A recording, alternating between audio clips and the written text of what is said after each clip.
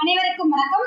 என்னை ஈன்றெடுத்த எனது தாய் தந்தைக்கும் இந்த ஜோதிட கலையை கற்றுக் கொடுத்த குருநாதருக்கும் மற்றும் ஏனைய நண்பர்கள் அனைவருக்கும் நன்றியை தெரிவித்துக் கொண்டு இப்ப நான் பேசக்கூடிய தலைப்பு பாத்தீங்கன்னா ஆய்வு ஜாதகத்தை நான் சொல்லியிருக்கேன். பொதுவாகவே ஒரு ஜாதகத்தை எடுத்து நம்ம பலன் சொல்றது அப்படிங்கிறதே பாத்தீங்க அப்படின்னா அவங்க எதுக்காக வந்திருக்காங்க, என்ன விஷயம் அப்படின்னு சொல்றதுக்கு பாத்தீங்க அப்படின்னா முக்கியமா 2 விஷயம் இம்பார்ட்டன்ட். என்ன அப்படின்னு சொல்லி பாத்தீங்கன்னா தசா புத்தி. ஒருத்தருக்கு என்ன தசை நடக்குதுங்கிறத தெரிஞ்சுக்கும் போது அவங்களுக்கு எந்த மாதிரியான பலன்கள் நடக்க இருக்கு அப்படிங்கிற விஷயத்தை தெரிஞ்சுக்கலாம். சிம்பிளா சொல்லணும் அப்படின்னா என்ன அப்படின்னு சொல்லி பாத்தீங்கன்னா ஒருவருக்கு ஒரு தசை ஆரம்பிச்சு போய்கிட்டு இருக்கு. கெட்டு போன தசையா இருந்தா அவங்க நடக்கக்கூடிய பாதை புரியுதுங்களா? அதாவது ஜன்னல ஜாதகம் அப்படிங்கிறது இப்ப நம்ம நிக்கிறோம், ஒரு தசை ஸ்டார்ட் ஆகுது, ஒரு பாதையில நம்ம இயக்கக்கூடிய தன்மை அது நல்ல ஒரு திசையா இருந்துச்சு அப்படின்னா ஒரு பூ பாதை, அந்த நடக்கக்கூடிய பாதைகள்ல நமக்கு கிடைக்க வேண்டிய விஷயங்கள் எல்லாமே கிடைக்கும். நல்ல ஆனந்தமா ஒரு நடக்கக்கூடிய பாதை நமக்கு மகிழ்ச்சிகரமாக இருக்கக்கூடிய ஒரு விஷயமா இருக்கும்.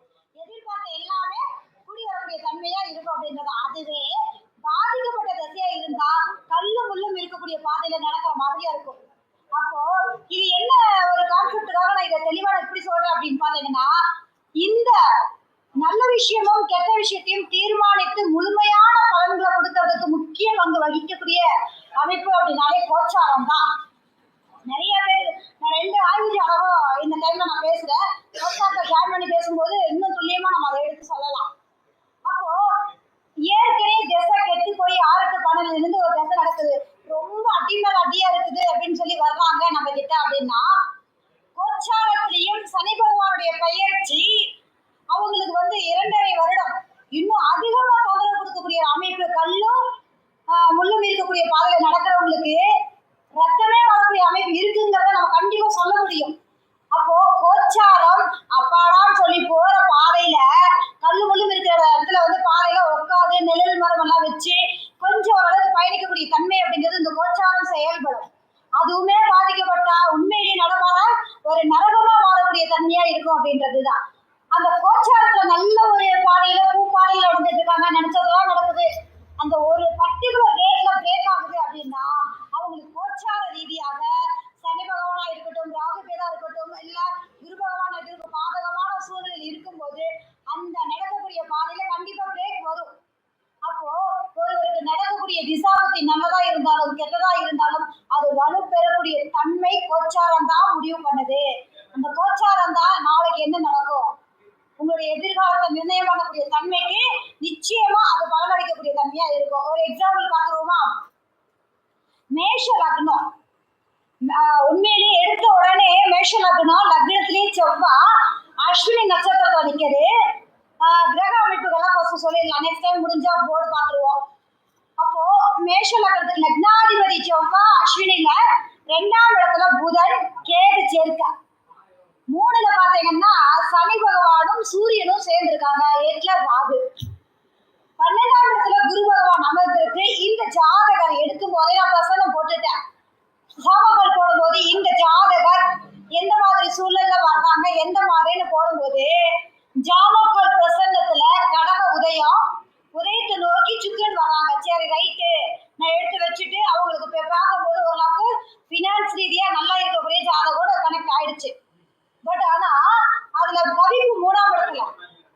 அப்ப எடுத்த உடனே நம்ம ஜாதகத்தை பார்க்கும்போது அவருக்கு சனி திசை, 3ஆம் இடத்துல குரு பகவானுடைய நட்சத்திரம் புனர்பூச நட்சத்திரம். சரிங்களா? சனி திசை எப்ப ஆரம்பிச்சது? 2021 ஆரம்பிச்சிருக்கு. மேஷலத்துக்கு சனி பகவான் தொழில்ஸ்தான அதிபதி, லாபாதிபதி அவர் தான். யாருக்கெல்லாம் 10ஆம் இடத்துல சனியோ அல்லது கோச்சாரத்தில் 10ல சனி பகவானோ சனி திசை ஆரம்பிச்சு சொந்த தொழில் ரீதியாக செயல்பாடுல கண்டிப்பா பண்ணுவார். ஏன் அப்படின்னா காலச்சக்கரத்துக்கு அதிபதி 10ஆம் அதிபதிங்கிறதுனாலதான். அது சாதகமா பாதகமான்றதை வச்சுட்டு அந்த தொழில் லாபமா நட்டமான்றதை நம்ம சொல்ல முடியும். சரி, சனி திசை 3 வருஷம்.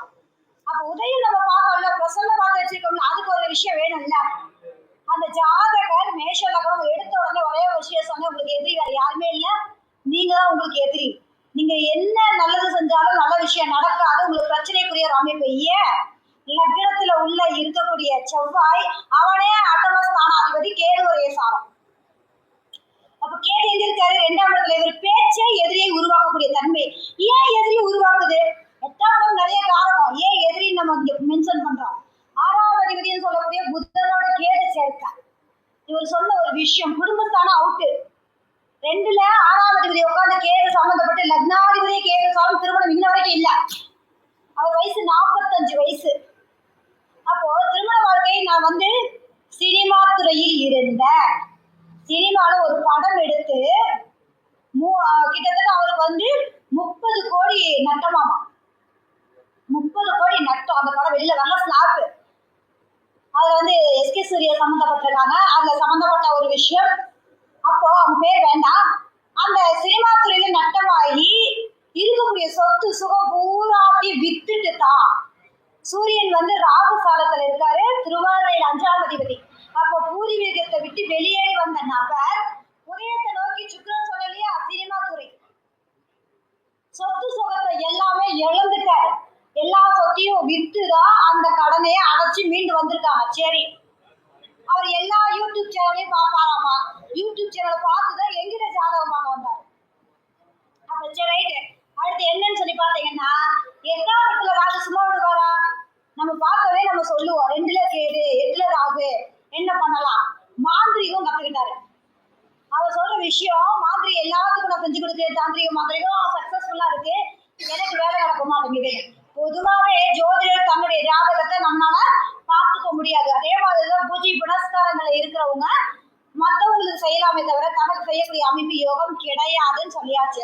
சாரி, அதை இன்னொரு ஜோசியர் சொன்னதுனால இந்த மாந்திரிகத்தை கத்துக்கிட்டார். இன்னொரு பக்கம் பார்த்தாராமா, 10ல சந்திரன் திருவோண நட்சத்திரத்துல தொழில் ஸ்தானத்துல சந்திரன் உட்காந்து ஓட்டல் துறை இல்லையா. அப்போ நம்ம கிட்ட வரும்போது உண்மையில இங்கதான் ட்விஸ்ட் இருக்கு. சந்திரன் அப்போ இவர் வந்து டீ கடை 2 டீ கடை வச்சிருக்காரு. சனி தசை ஆரம்பம். சனி பாதிக்கப்பட்டிருக்காரு. எப்படி பாதிக்கப்பட்டார்? 3ஆம் இடத்துல தானே இருக்காரு. 9, 12ஆம் அதிபதி நட்சத்திரம் வாங்கி நட்சத்திர அதிபதி 12லயே இருக்காரு. தொழிலுக்கு சிறப்பு இல்ல. தசை சப்போர்ட் பண்ணா மட்டும்தான் இந்த டீ கடை வந்து அவருக்கு சப்போர்ட் பண்ணும். தசை சப்போர்ட் பண்ணலைன்னா எப்பேற்பட்ட யோக ஜாதகமாக இருந்தாலும் நிச்சயமா மைனஸ் தான். அப்போ தசை மட்டும்தான் நிர்ணயம் பண்ணுது. கோச்சாரம் இப்ப கரெக்ட், இந்த வருஷம் லாபமா நட்டமா, இந்த வருஷம் எப்படி போகுது, அடுத்த வருஷம் எப்படி போகுதுன்னு நிர்ணயம் பண்ணுது. எப்படி நடந்துக்கணும், எப்படி பரிகாரம் பண்றது, ஒரு ஜாதகத்தை அனலைஸ் பண்ணும்போது தொழில் பண்ற ஜாதக கொடுப்பனை எத்தனை தான் இருந்தாலும் தசைநாதர் மட்டுமே அந்த உரிமையை கையில் எடுத்துக்கிறாரு. அந்த உரிமையை எடுத்துக்கிட்டாலும் கோச்சார கிரகம் தான் வலிமையை முழுமையா இடம் கொடுக்கக்கூடிய தன்மை. அப்போ டீ கடையில நடந்த ஒரு விஷயம். சரி என்னங்க சார், வேலை பார்க்குற நபர் மூலியமா அவமானம் வந்துச்சுங்களா, தொந்தரவு வந்துச்சான்னு கேட்டப்போ சொன்னாரு, ஏன் தொழில் ஸ்தான அதிபதி 10க்கு 6ல சனி பகவான் சூரியனோட சேர்ந்திருக்கு. இந்த 10க்கு சூரியன் அவன் 6 வருவான். தொழில் பண்ணவே கூடாதுன்னு அடிச்சு சொல்லிட்டேன். என்னங்க இப்படி சொல்லிட்டீங்க? நான் எல்லா ஜோசியத்தையும் பார்த்தேன், இது தொழில் பண்ண படம் எடுத்து லாஸ் ஆயிடுச்சு, தொழில் பண்ணி இப்படி ஆயிடுச்சுன்னாரு. டீ கடையில வச்சிருந்த வேலையாள் 2ஆம் அதிபதி ஆயில் நட்சத்திரத்துல அந்த புதன் 2லயே உட்காந்துருக்கான். நீங்க யாருக்கெல்லாம் பணம் கொடுக்குறீங்களோ அவெல்லாம் உங்களுக்கு முதல் எதிரியா மாறுவான். டீ கடை ஓனர் அந்த டீ ஆக்கக்கூடிய நபருக்கு 50,000 கொடுத்தாராமா. 50,000 எடுத்துட்டு எஸ்கேப் ஆயிட்டாராமா அவரு. இதே மாதிரி 2 பேருக்கு கொடுத்தாரு. 2 கடையிலும் வேலை பார்க்குற மெயினான கேரக்டர் காளி. டீ கடை நான் ரன் பண்ணலாமா வேண்டாமா, ஒரே வார்த்தை. சரி, சனி தசை ஸ்டார்ட் ஆயிடுச்சு. பரிகாரமா சனி வீட்டுல சந்திரன் சுயசாரத்துல ஒரு ஓரமா அது வாட்டுக்கு ஒரு பக்கம் இருக்கட்டுங்க அப்படின்னு சொல்லியாச்சு. அவர் வந்து அந்த டீ கடையை முழுமையா அந்த முழு தொழில எடுக்க வேண்டாம்னு சொல்லியாச்சு. சினிமா துறை ஏன் அவருக்கு மைனஸ் ஆச்சு? இவர் எல்லா படத்தையும் அக்கம் பக்கத்துல இருக்கிற எல்லாத்தையும் வாங்கி உள்ள போட்டு 30 கோடி லாஸ் ஆயிட்டாரு இல்லையா. அடுத்து நீங்க எப்படி இயங்கணும்னு நான் சொல்லி இருக்கிற ஒரு விஷயம், ராகு பகவான் மீடியான்னு சொல்லக்கூடிய கும்பத்துக்கு வராரு. அந்த வீட்டு அதிபதி இவருக்கு குரு பகவான் ஆட்சியா இருக்கக்கூடிய குரு மேல வராரு. தொழிற்கான அதிபதி தசை சனி தசை. சனி பகவான் வாங்கின நட்சத்திரமே குருவுடைய நட்சத்திரம். நிச்சயமா கிளிக் ஆகும். சினிமா மீண்டும் உங்களை அழைக்கும். ஆனா தயவு செய்து பினான்ஸ் ரீதியா போட்டு பண்ணாதீங்க. கமிஷன் ஒர்க் ரீதியா உங்களுடைய உழைப்பை மட்டும் போடுங்க. அதுல நிறைய பிரிவுகள் இருக்கு. இவருக்கு டேலண்ட் அவ்வளோ இருக்கு. என்னன்னா ஸ்ட்ரெயிட் ஃபார்வர்ட். 2ல 6ஆம் அதிபதி உட்கார்ந்தாலே பஞ்சாயத்து. அதை கேட்டுவே உட்காந்துருக்கு. சொல்லவா வேணும்? எதிரிய தூண்டி மட்டும் விடல, வீட்டுக்கே அவரே இதுதான் அட்ரஸ் வந்துன்னு கூப்பிட்டே வந்துருவார். அந்த மாதிரி கிரக அமைப்பு. ஸோ நம்ம சொன்ன விஷயம் நிச்சயம் மீடியா துறை உங்களை அழைக்கும். நீங்க தாராளமா போங்க, நான் தயவு செஞ்சு இன்வெஸ்ட் பண்ணாதீங்கன்னு சொல்லிட்டேன்.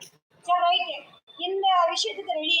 சுய தொழில் வேண்டாம்னு சொல்லியாச்சு. பரிகாரமா டீ தொழில் மட்டும் கொஞ்சம் பண்ணிக்கோங்க, வர்றவங்களுக்கு பணம் கொடுக்காதீங்க நம்ம சொல்லியாச்சு. அவங்களுக்கான பாதை, வரக்கூடிய நபருக்கு என்ன செய்யணும் நம்ம சொல்லணும் இல்லையா, பாதை காட்டணும் இல்லைங்களா. சரி ரைட், அடுத்து இந்த 2 விஷயமும் கிளியர் ஆயிடுச்சு. இன்னொரு விஷயம், 45 வயசு ஆயிடுச்சு, சினிமாவில் ஓடி ஓடி திருமணம் பண்றதே நான் மறந்துட்டேன், இப்ப எனக்குன்னு ஒருத்தர் வேணும். கேள்வி, எப்பவுமே லக்னாதிபதியோட லக்னம் அது வாங்கின நட்சத்திரத்தோட ஒரு கிரகம் சேர்ந்திருந்தா நிச்சயமா வாழ்வாதாரத்துல பிற்காலத்துல ஒரு துணை கண்டிப்பா இருக்குங்க, ஏதோ ஒரு உறவு கண்டிப்பா தொடரும்.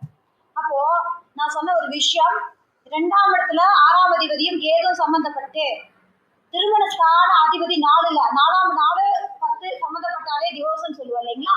அந்த நட்சத்திராதிபதி 2ல வாழ்க்கையில பாதிக்கப்பட்ட பொண்ணு இல்ல அப்படின்னா கம்யூனிட்டி வித்தியாசமான ஒரு பொண்ணை நீங்க திருமணம் பண்ணுங்கன்னு சொன்னாங்க. இதுல ஹைலைட்டே இதுதாங்க.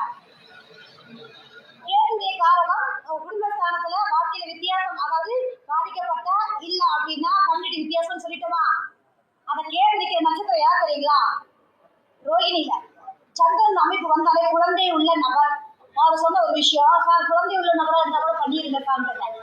இப்பதான் மேடம் 2 மாசத்துக்கு முன்னாடி அதர் கம்யூனிட்டி சம்பந்தப்பட்டவங்க திருமண வாழ்க்கையில பாதிக்கப்பட்டு ஒரு குழந்தையோட வந்திருக்காங்க. பெண் குழந்தை, நான் மென்ஷன் பண்றேன், பெண் குழந்தை திருமணம் பண்ணலாமா, கேள்வி, தாராளமா பண்ணுங்கன்னு சொல்லியிருக்கேன். சோ அவங்களுக்கு இதுவரைக்கும் போராடின 30 கோடி கடனான நபர் மீண்டும் சினிமா தொழில் விட்டதை பிடிக்கிற இடத்துக்கு தான் போக போறாரு. அது வேற ஒரு ரூபத்துல போங்கன்னு சொல்லியாச்சு. பிசினஸ் வேண்டாம், பிசினஸ் ஆரம்பிச்சு அடிபட்டாச்சு, தொழில் வேலையாவே ஏமாத்திட்டு போயிட்டாரு, அதுலயும் கிளியர் பண்ணியாச்சு. 2வது மாதிரிய தாந்திரிகத்துல செஞ்சா இப்ப அதுல இதாயிடுச்சுன்னு சொல்லிட்டாரு. ஆன்மீகத்துறை தசநாதன் 10ஆம் அதிபதி, ஆன்மீக கிரகத்தோட நட்சத்திரம், அவர் ஆட்சி. நான் ஒரே வார்த்தை ஜோதிடம் கத்துக்கலாம்னு சொல்லியிருக்கேன், ஜோதிடம் கத்துக்க போறேன், ஜோதிடம் கத்துக்கிறேன்னு சொல்லியிருக்கிறாரு. எங்கிட்டயே அவர் கத்துக்கிறதுக்கு வரதா சொல்லியிருக்காங்க. ஸோ இந்த மாதிரி ஒரு ஜாதகத்தை அனலைஸ் பண்ணும்போது தொழில் பண்ணலாமா வேண்டாமா, குடுப்பணம் இருக்கா இல்லையா, அடுத்து வரக்கூடிய திசை எப்படி அப்படிங்கிறத நம்ம எடுத்து பண்ணும்போது நிச்சயமா அவங்களுக்கு நல்ல ஒரு வழியை காட்ட முடியும். குடும்ப உறவுகள் திருமணமே ஆகலையா, எந்த மாதிரி திருமணத்தை அமைச்சுக்கிட்ட உங்களுக்கு சிறப்பு அப்படிங்கிறதையும் கண்டிப்பா சொல்ல முடியும். கோச்சார கிரகங்கள் தான் அவங்களுக்கு வழிவிடும். இப்ப இவ்வளவு நெருக்கடியிலையோ ஏன் இப்ப மீண்டு வரக்கூடிய தன்மை அப்படின்னா, கோச்சார ரீதியா தசாநாதன் வீட்டுக்கு ராகு பகவானும் மீடியா துறைக்கு கொண்டுட்டு போக போகுது. அந்த சனி பகவான் குருவோட சம்மந்தப்படும் போது நிச்சயமா ஆன்மீக துறைன்னு சொல்லக்கூடிய 9ஆம் இடத்துல சனி வர்றதுனால ஜோதிடமும் கத்துக்கிறாரு அப்படின்றதுதான். சோ இந்த மாதிரி ஒருவருக்கு நம்ம பலன் சொல்லும் போது நிச்சயமா அவங்களுடைய பாதையை மாற்ற முடியும். நேற்று பார்த்த ஜாதகம் மகர லக்னம், கிட்டத்தட்ட 8ஆம் இடத்துல 5 கிரகம் இருக்குதுங்க. நானே பார்த்து ஆச்சரியப்பட்ட விஷயம், நம்ம லக்னத்துல ஒத்த கிரகத்தை வச்சுக்கிட்டே பாடுபடுறோம். அதாவது எனக்கு லக்னம் திருச்சி லக்னம், சனி திசை சனி வக்ரம், ஒரு விஷயத்தை திரும்ப திரும்ப செய்யற மாதிரி சமாளிக்கிறது பெரிய விஷயமா இருக்கு. அந்த 8ஆம் இடத்துல 5 கிரகம் இருந்ததும் இல்லாம திசையே 8ல, உண்மையிலேயே அவங்க எல்லாம் பார்க்கும்போது பாவமா இருக்கிற மாதிரி ஒரு வீடு. ஆனா அங்கதான் புதையலே இருக்கு, அதிர்ஷ்டம் யோகம் எல்லாமே அங்கதான் இருக்கு. ஆனா அவங்க எந்த அளவுக்கு சமாளிச்சு வர்றாங்கன்ற ஒரு விஷயம் இருக்கு இல்லையா, நம்ம யோசிக்கும் போதுதான் தெரியக்கூடிய தன்மை. அப்போ இந்த மகர லக்னத்துக்கு அவங்களுக்கு நடக்கக்கூடிய திசை சனி திசை, 8ல சனி பகவான் பூரத்துல நிக்குது. சரிங்களா, ஆயுள் தீர்க்கம், அவங்க கேட்ட விஷயம் ஆயுளை பத்தி கேட்டாங்க, ஆயுள் தீர்க்கம். ஓகே ரைட், நான் ஒரே வார்த்தை தான் கேட்டேன், என்ன கேட்டேன் தெரியுங்களா, கோச்சாரத்தை கரெக்ட் பண்ணி தான் நான் கேட்டேன். நான் எப்பவுமே கோச்சாரத்தை பேசாம பேசுறது இல்லை இல்லையா. சோ இந்த கோச்சாரம் சனி தசை ஆரம்பிச்சிருச்சு, 2ஆம் இடத்துல சனி பகவான் இப்ப கோச்சார ரீதியா 2 வருஷம் இருக்காரா. அப்போ 2ஆம் அதிபதி 8ல இருக்கக்கூடிய சனி பகவான பார்ப்பார். இப்ப கண்டிப்பா குடும்பத்துல அங்க ஏற்கனவே அவருக்கு கேடு இருக்கு, 2ல கேடு. என்னன்னு சார் குடும்பத்துல கணவன் மனைவி பிரச்சனை பிரிஞ்சிருக்கீங்களான்னு கேட்டேன். நான் அது கேட்ட கேள்வி அதுதான். அவங்க ஜாதகம் பார்க்கணும் மட்டும்தான் சொன்னாங்க. நான் குடும்ப வாழ்க்கையில கணவன் மனைவி பிரிஞ்சிருக்கீங்களான்னு கேட்டேன். எதன் அடிப்படையில திசையை வச்சுங்கிறத விட கோச்சாரத்தை கனெக்ட் பண்ணி தான் கேட்டேன். ஏன்னா 2ஆம் இடத்துல சனி பகவான் 2.5 வருஷம் கேதுவோட குடும்ப உறவை துண்டிக்கும், வெட்டி விடும். அதுக்கு சப்போர்ட் பண்ற மாதிரி எரியிற எண்ணெய் இதுல தீல எண்ணெயை ஊத்துற மாதிரி சனி பகவான் வர 8ல. ஆமாங்கன்னு சொல்லிட்டாரு. இதுல இன்னொரு விஷயம் என்ன தெரியுங்களா, அவங்க ஜாதகம் பார்க்க வரும்போதே நான் சொன்ன விஷயம். இப்ப சுக்கிர புத்தி நடக்குது. சுக்கிரன் இந்த லக்னத்துக்கு 5 10 9ல இருக்காரு. நட்சத்திராதிபதி சூரியன். சூரியன் 8ல ஆட்சி வலுவா இருக்காரு. சரி, சுக்கிரன் நிச்சயமா நிவர்த்தி கொடுக்கும், மனைவி வந்துருவாங்கன்னு சொன்னேன். சுக்கிர புத்தி ஆரம்பிச்சு 1 மாசம் ஆச்சாமா. இப்ப வரேன்னு நிக்கிறாங்களாமா. நான் ஒரே வார்த்தை சொல்லிட்டேன், புதன் வீட்டுல சுக்கிரன்.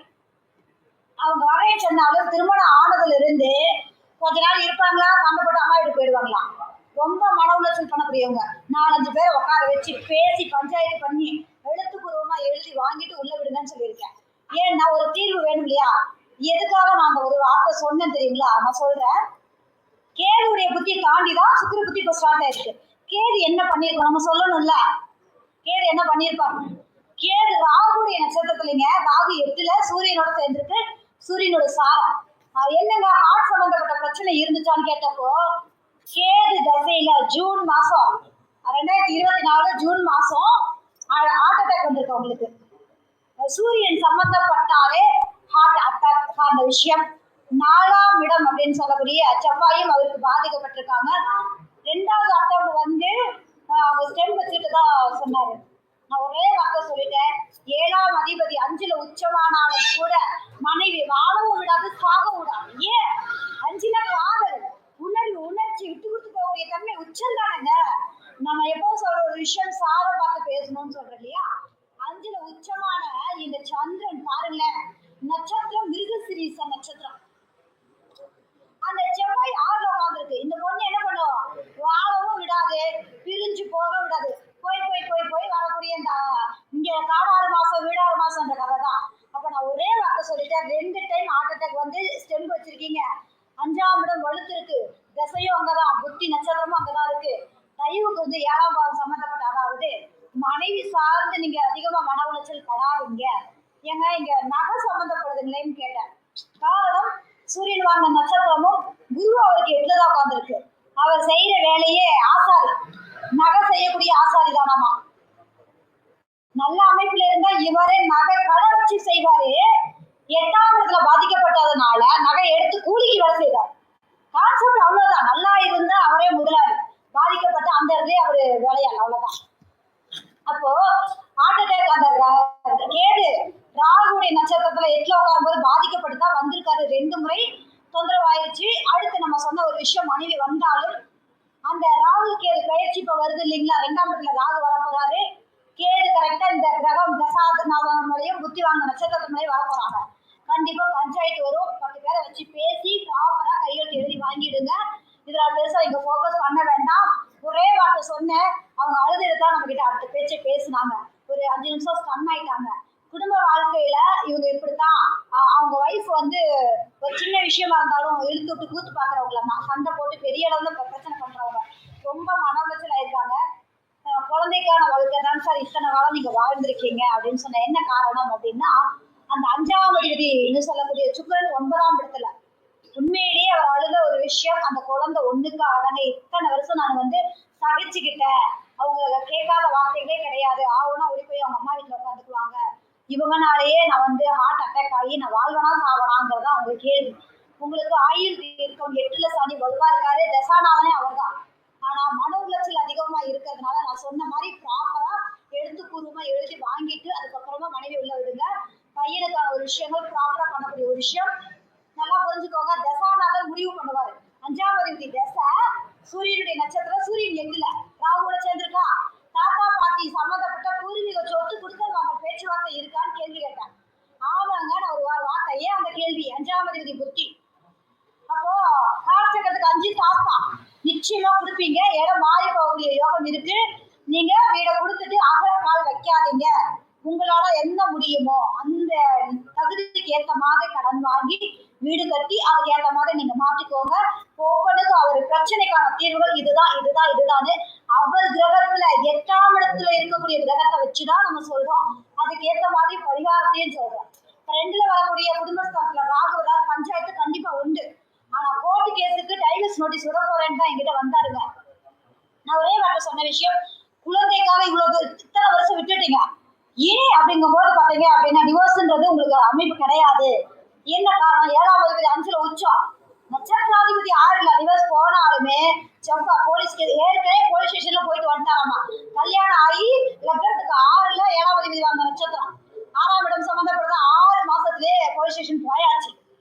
ஆனாலும் பெரிய அளவுல அவங்க பிரிய மாட்டாங்கன்றதையும் பதிவு பண்ணி அதை எப்படி நீங்க தீர்வு, எப்படி நிம்மதியா இருக்கலாம், எப்படி எல்லாம் நீங்க செயல்படலாம், ஆரோக்கியத்துல எப்படிலாம் நீங்க கவனம் செலுத்துறாங்கிறத நம்ம வழிநடத்தும் போது அவங்களுக்கு ஒரு முழுமையான திருப்தி.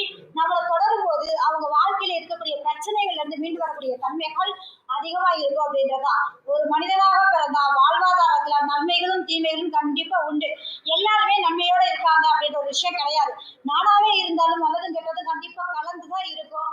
அதை நம்ம எப்படி நடந்துக்கணும், எப்படி செயல்படும், பரிகாரம் என்ன, மழை பெய்யுது பரிகாரம் அதுக்காக மழை நிறுத்த முடியுமா, நம்ம கடவுள் கிடையாது இல்லையா, கடைபிடிக்கிற மாதிரி தான் நம்ம என்ன செய்தால் நம்மளை தற்காத்துக்கலாம் அப்படிங்கிறதோடு சேர்த்து என்னதான் யோகத்தை வாரி வழங்கக்கூடிய தசாபத்தி வந்தாலும் கூட கோச்சாரம் வேட் பண்ணும். நான் எப்படி சொன்னேன், இந்த கோச்சாரத்தை பார்த்து 2 வருஷம் பிரிஞ்சிருந்தீங்களான்னு கேட்ட மாதிரி இந்த சனி பகவான் 3ஆம் இடத்துக்கு போறாரு. இப்ப சேரக்கூடிய அமைப்பு மனைவியே உள்ள வரேன்னு சொல்றாங்க. உண்மையிலேயே அவ்வளோ ஆச்சரியம். கோச்சாரத்தை பத்தி எடுக்கணும்னா கோடி கணக்கில் சொல்லலாம். கோச்சாரம் அவ்வளோ அற்புதமா செய்யுது. ஜனன ஜாதகத்தை உயிர்ப்பிக்கக்கூடிய தன்மையோட கோச்சாரம் இயங்கும் போது உண்மையிலேயே அமேசிங்கான ஒரு விஷயம். ராகு கேதுவாக இருந்தாமே, அதாவது அமானுஷ்யத்தையும் சனி பகவானா இருந்தா அந்த பொருளாதார நெருக்கடியா இல்லையா, மன உளைச்சல் சார்ந்த விஷயத்தையும், குரு பகவானுடைய அமைப்பு சுப நிகழ்வுகள் சார்ந்த விஷயத்தையும், பொருளாதார ஏற்ற இறக்கத்தை சொல்லக்கூடிய அமைப்பும் இருக்கு அப்படின்றதா. ஸோ ஜனன ஜாதகத்தில் நடத்தக்கூடிய திசாபத்தி ரொம்ப ரொம்ப முக்கியம். அதுல கோச்சாரம் தான் முழுமையான ஒரு பலன்களுக்கு ஏற்றதுக்கத்துல இப்ப எப்படி அடுத்து எப்படிங்கிறத சொல்லக்கூடிய அமைப்புக்கு இருக்கு அப்படிங்கிறத சொல்லிக்கொண்டு மீண்டும் அடுத்த ஆய்வு ஜாதகத்தோட நம்ம பார்க்கலாம். நம்மளுடைய குபேர கலச அறக்கட்டளையின் 18வது மாதாந்திர கருத்தரங்கம் நிறைவுறுது. மீண்டும் 19வது மாதாந்திர கருத்தரங்குல புதிய விருந்தினரோடு சந்திக்கலாம். மிக்க நன்றியை தெரிவித்துக் கொண்டு விடைபெறுகிறேன். நன்றி.